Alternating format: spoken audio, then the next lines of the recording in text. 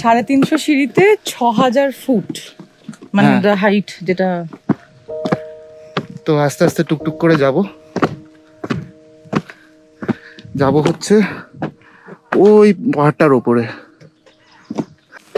ওইটা দুটো চিল, ও না ওটা কাক, কাক কাক।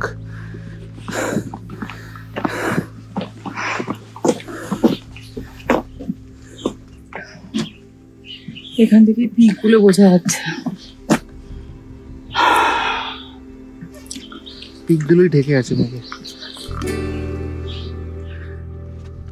আমরা যা ভেবেছিলাম তার থেকেও সময় বেশি লাগছিল, কারণ কিছু কিছু জায়গায় এত সরু ছিল যে একবারে একটা মানুষই পেরোতে পারত, এবং ওয়েট করে করেই এগোতে হচ্ছিল।